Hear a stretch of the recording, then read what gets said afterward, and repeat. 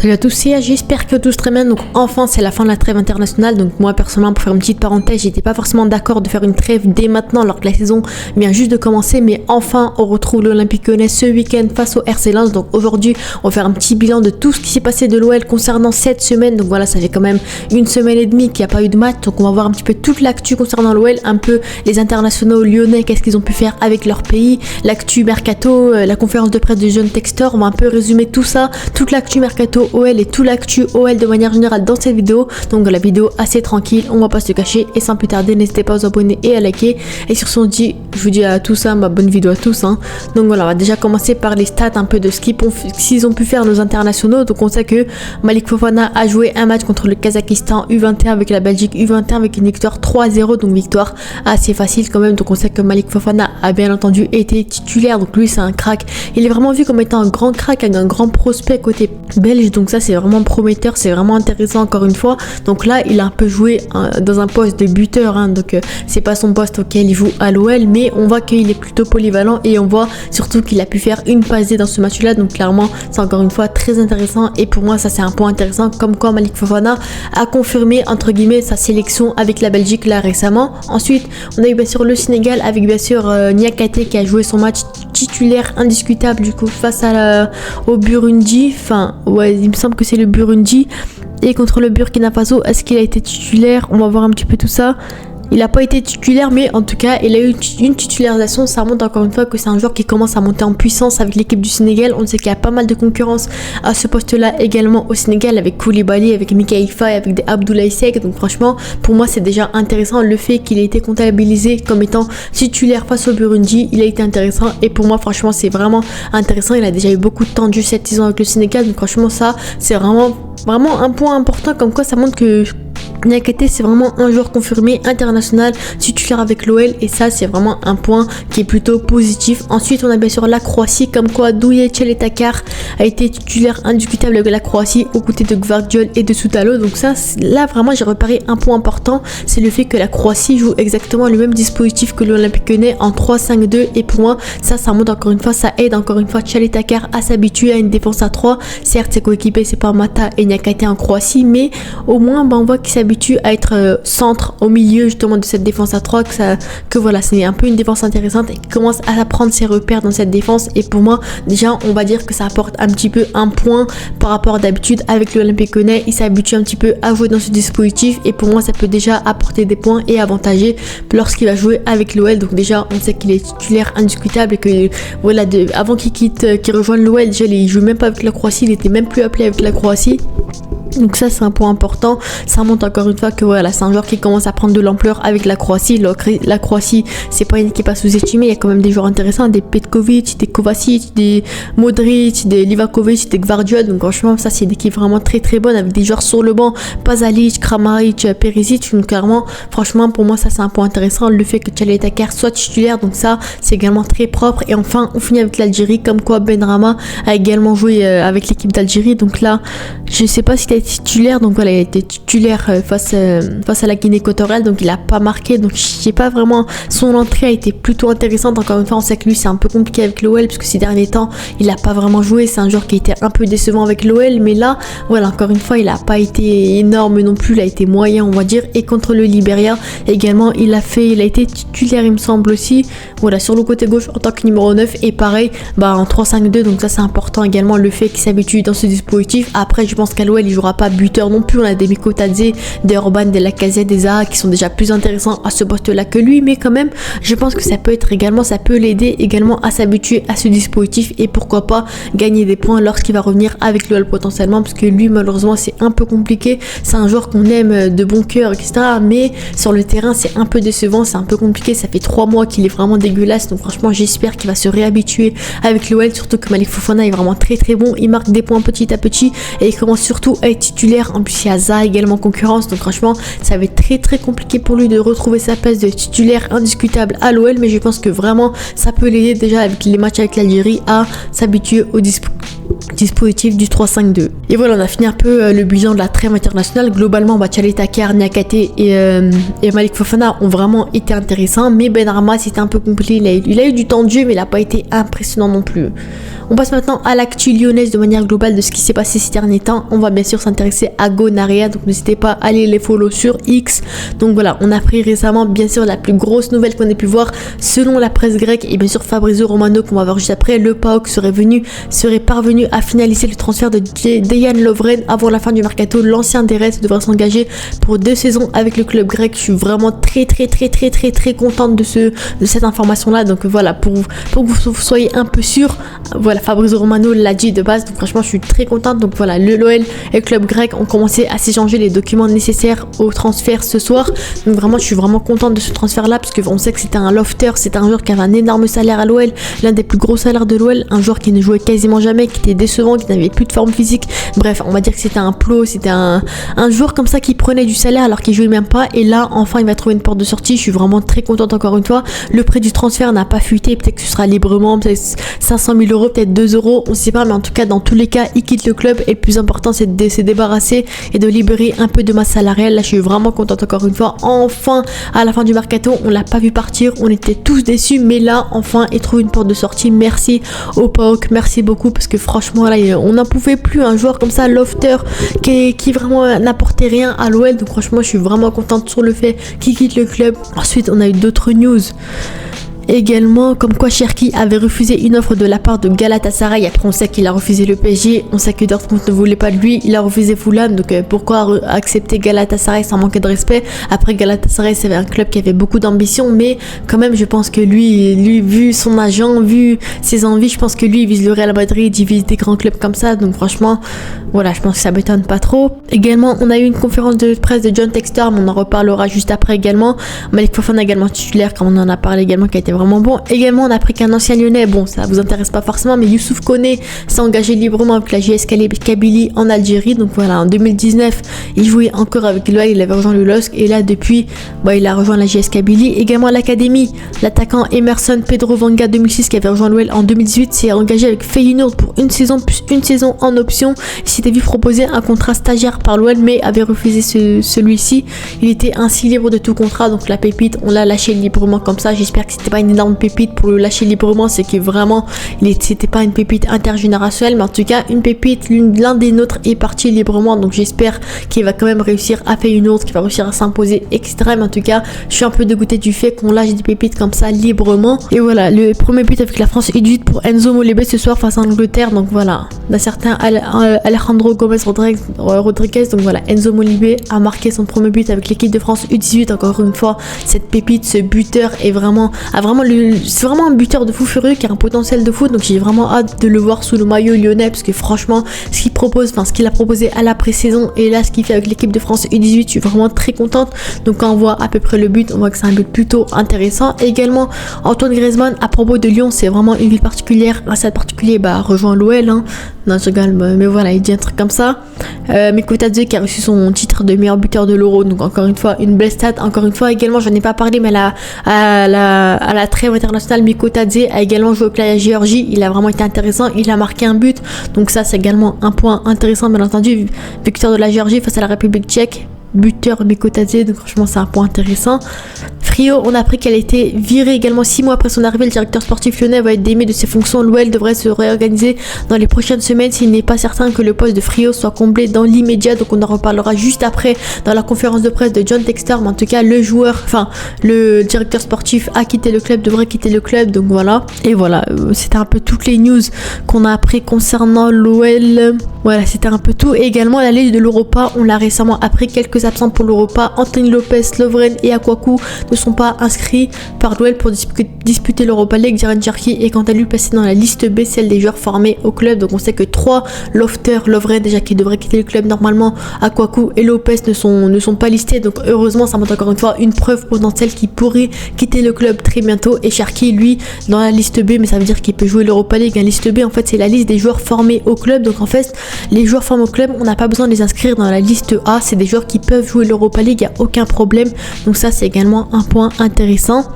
Et apparemment, on a appris que Gift Orban pourrait quitter le club selon une source turque. Donc ça, je vais pas ça prendre avec des pincettes. Donc je vais pas vraiment en parler. Donc moi, je vais pas trop en parler parce que déjà, je suis pas d'accord. J'espère que Orban va rester. Et globalement, bon voilà, c'était un peu toutes les news qu'on a pris côté OL. Mais sinon, vous savez très bien que l'OL affrontera ce week-end, dimanche, enfin le retour de l'OL en Ligue 1, le RC Lens. Donc ça va être un très très gros match. Donc déjà, quand on voit un peu les stats, la probabilité de victoire selon Google, hein, soit 54% de victoire de Lens et 22 de Lyon. J'y crois moyen, j'y crois à 100% à l'OL. Je pense que largement ils peuvent le faire. Après, le RC Lens, c'est une très belle équipe également. Quand on voit un peu leur dernier match qu'ils ont pu faire, match nul contre Monaco, étant donné qu'on a perdu 2-0 il me semble, 3-0, défaite contre le Pana, victoire contre Brest, victoire contre le Pana, victoire contre Angers. Et globalement, c'est un peu leur début de saison. Donc déjà, leur début de saison est déjà plus intéressant par rapport à celui de l'OL. Mais après, le RC Lens, c'est plus vraiment celui de la saison passée, j'ai l'impression. Leur effectif a un peu régressé. Après, ils ont un très bon coach, de très bons joueurs. Donc c'est pour ça que je vais pas vraiment en parler. Voilà, ça va être un match vraiment très serré, j'ai l'impression. Et surtout, quand on voit s'il y a des joueurs à surveiller également côté lensois. Bien sûr, il y a Brice Samba, très bon gardien de but, l'un des meilleurs gardiens à l'heure actuelle. Kevin Danso qui est blessé. Medina qui est très bon. Koussanov, pourquoi pas également. Andy Diouf également qui est très bon. El Ainaoui malheureusement qui est blessé. Frankowski, Dacosta, Pereira Dacosta, Thomasson, Fulguini, Zarouri, Wesley Salis, Sotoka. Donc en soi, c'est une équipe plutôt intéressante qui peut faire peur sur le papier, mais je pense que ça va être une équipe à ne pas sous-estimer, surtout qu'on voit à l'extérieur, surtout que leur coach, bien entendu, c'est Will Steele, l'ancien coach du Stade de Reims. Donc c'est un coach vraiment très intelligent qui est très bon dans la tactique. Mais en tout cas, je pense que l'OL peut vraiment faire quelque chose, on va dire, de ce côté-là. Et bien sûr, quand on voit un peu la compo probable du RC Lens, quand on voit le dernier match qu'ils ont pu faire, ils ont vraiment une compo également intéressante, étant donné qu'on va jouer en 3-5-2 je pense. Bah, eux c'est plus un 3-4-1-2, donc voilà, Wesley Saïd en pointe, Sotoka, Zarouri, voilà, des joueurs plutôt intéressants en soi. Leur défense, c'est ça qui fait vraiment peur, hein. Franchement, on sait que Lacazette et Mikotadze n'ont pas marqué beaucoup de buts depuis le début de saison, donc en soi je pense que vraiment ça peut faire mal cette défense, mais je pense que l'OL peut vraiment faire quelque chose encore une fois dans leur 3-5-2. Et quand on voit bien sûr, je vous ai dit, ça va être un peu dans le désordre, mais quand on voit un peu la compo probable, on va dire, de l'OL potentiellement, voilà, peut-être que ça va être ça, je pense. 3-5-2, c'est certaines suppositions, on va dire, de Twitter potentiellement. Défense à 3, Mata, Djachaleta, Karniakate. Piston gauche, Fofana, piston droit, Maitland-Niles, milieu à 3, Virtu, Matic, Tolisso. Donc moi, je vais pas vous cacher que personnellement, moi je préfère Tolisso à Cacré. Je vais pas vous le cacher parce que Tolisso pour moi c'est un joueur au moins qui propose, même s'il est décevant physiquement, il est pas à la hauteur, etc. Au moins c'est un joueur qui bouge sur le terrain, qui fait quelque chose sur le terrain. Cacré, c'est un joueur qui est vraiment fade.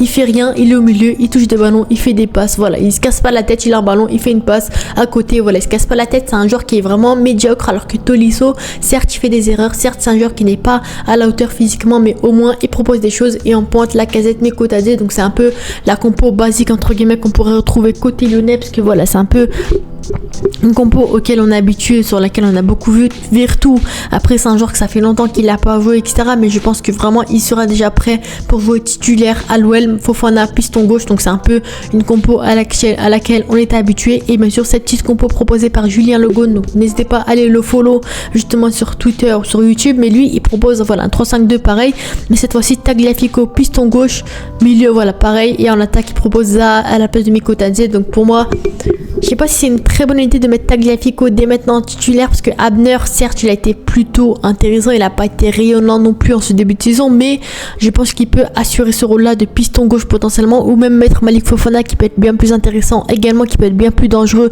sur le côté gauche potentiellement. Tagliafico, en fait, il a pas joué depuis le début de saison et physiquement, c'était pas trop ça. Donc, je pense que peut-être le faire rentrer en jeu en fin de match pour le titulariser au prochain match potentiellement. Mais titulaire dès maintenant, je sais pas vraiment. Après, globalement, je suis plutôt d'accord. Zaha en pointe.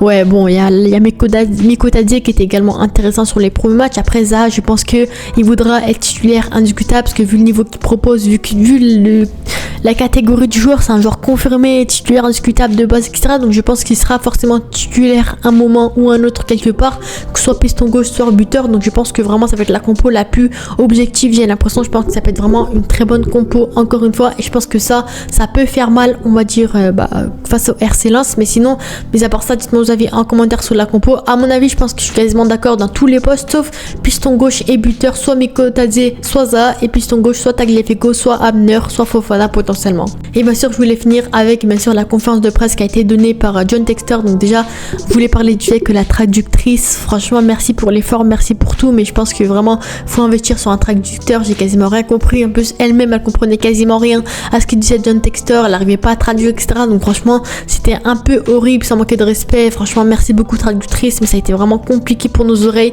très compliqué à comprendre. Mais en tout cas, de ce qu'on a compris, déjà, merci à Gone House qui a fait un petit résumé. Donc n'hésitez pas à aller le follow, pareil sur Twitter.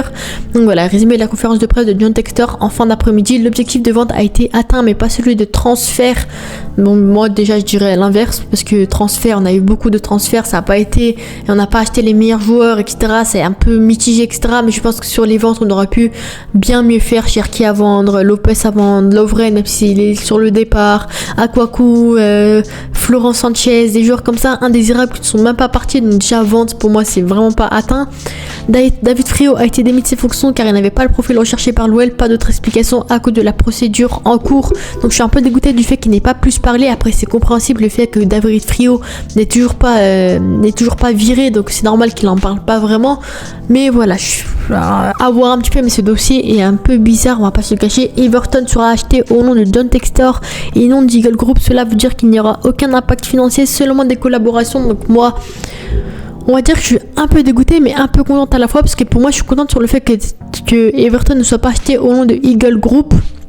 Parce que s'ils avaient acheté, peut-être l'OL serait passé en tant que club partenaire comme Botafogo et Molenbeek, comme ça, club comme ça, et Everton club principal, donc heureusement un petit peu, mais sur le fait qu'on aurait pu gagner de l'argent grâce à Everton également, que peut-être que John Textor n'aura pas la tête à 100% à l'OL et sera concentré à moitié sur Everton, à moitié sur l'OL, donc de ce côté-là, je suis un peu contente. Mais j'ai l'impression que ça sert à rien. Bon, le partenariat avec Everton aurait pu être intéressant. On a vu déjà quelques approches avec le prêt de Mangala, voilà, des deals qu'on a pu voir au Brian, etc. Mais je pense que voilà, c'est un peu bizarre ce deal là. J'aurais préféré qu'il soit acheté par Eagle Group quand même. Mais voilà, à voir un petit peu sur le reste comment ça va se passer. Le choix de rester d'Alexandre Lacazette a fait beaucoup de bien. John Textor a eu même des larmes de joie. Donc ça c'est vraiment très très intéressant. Très très content encore une fois que le général soit resté. Et franchement, vu la saison qu'il a fait la saison dernière, merci beaucoup à lui. Selon John Textor, le club s'est renforcé dans tous les secteurs de jeu. Latéral, défense centrale, moi je suis plutôt d'accord, mais bon, latéral, enfin défense centrale, on aurait pu mieux faire. La vente le prêt de Adrielson et la vente de Sarr, pour moi je suis vraiment pas contente, parce qu'en défense centrale on n'a plus personne. Mais voilà, je pense que globalement, en soi, théoriquement il a raison, c'est renforcé dans tous les domaines, mais je pense qu'on aurait pu mieux faire au milieu du terrain et en défense centrale. Mais en soi, théoriquement il a raison. Cherki a décidé de prolonger pour le bien du club, lui qui a une bonne valeur marchande. Sa prolongation sera bientôt annoncée, donc également contente. Bon, j'aurais préféré qu'il soit vendu, mais voilà, il va être prolongé, donc heureusement également. L'OL veut voir avec la Brune afin d'augmenter le nombre de places extra-communautaires pour le même championnat à l'international. Ça sera vraiment un très très bon choix, encore une fois.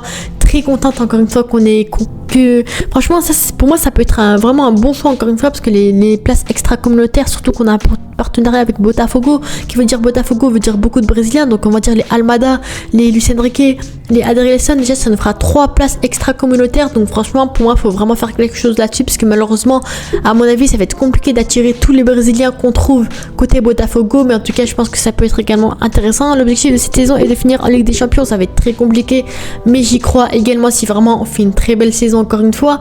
John Textor ajoutera de l'argent à l'OL afin de pallier à d'éventuels problèmes financiers avec la DNCG. Donc lui il en a parlé de la DNCG, il a dit que certes on devait 100 millions d'euros à la DNCG, mais pas forcément sur le mercato. Il a vendu la LDC Arena, il a vendu les parts de l'OL féminin, il a vendu les parts de Crystal Palace, et ça il a un peu remboursé les dettes. Donc c'est pour ça qu'on s'est tous dit oui, 100 millions d'euros on va être punis par la DNCG, etc. Mais lui il a expliqué le fait que déjà les parts comme ça comptait 100 millions d'euros, donc ça c'est plutôt positif, on va dire. Ça veut dire qu'il a remboursé normalement les prêts à la DNCG. Lors de ce mercato, le club a une balance négative de 105 millions, l'objectif était de 80, mais cela expliqué à cause du mercato bizarre de cette année. Donc il a expliqué que la première ligue a fait un mercato assez tercité, que c'était un peu bizarre ce mercato, mais en tout cas j'ai l'impression que c'est surtout le mercato de l'OL qui était bizarre, à part Vertu, Tesman, Naza qui était plutôt intéressant, mais Kotadze, il n'y a qu'à 30 millions d'euros, des transferts comme ça un peu bizarres pour moi j'ai l'impression. Mais au moins point, et voilà, il a avoué que la balance du mercato, que le mercato n'était pas très bien réalisé côté lyonnais. J'espère que cet hiver ils vont un peu se rattraper, parce qu'il a également annoncé que normalement, si tout se passe bien, Thiago Almada sera bien lyonnais cet hiver s'il reste en forme physiquement, il l'a dit. Et selon Textor, il s'adaptera parfaitement à l'équipe. Donc j'ai vraiment hâte de voir le Almada Ball à l'OM, parce que franchement ça peut être un joueur très intéressant. Après voilà, numéro 8, 10 créatif, c'est celui qu'on cherche vraiment. Donc peut-être qu'on repassera sur un 4-3-3, mais en tout cas j'ai vraiment hâte de voir ce joueur là. Mais moi ce qui me fait un peu peur, c'est le fait que les places internationales extra-communautaires qu'il ait pu parler, ça veut dire que ramener Luis Enrique, bon en tout cas Jeffinho également il va revenir, Luis Enrique, Almada, Adrien, plus on a déjà Lucas Perry extra-communautaire. Donc là, ça va être vraiment compliqué d'assumer toutes ces places extra-communautaires. Je sais pas exactement combien de places il y a, mais je pense qu'il faudra faire des choix. Et je pense que déjà des joueurs comme Jeffinho devront rester là-bas. Des joueurs comme ça, des joueurs qui n'ont pas encore confirmé à 100% devront rester à Botafogo. Parce que pour moi, je suis un peu déçue. Parce que à l'époque, on a recruté des Guimarães, des Paqueta, des joueurs comme ça de fou furieux du Brésil. C'était des places extra-communautaires. Mais là, si on recrute déjà, si on sait déjà qui on va recruter, des Almada, etc., bah malheureusement des joueurs et des pépites comme ça brésiliennes, ça va être difficile d'en ramener, mais en tout cas, mais à part ça, j'espère que l'OL pourra s'en sortir dans ce dossier là.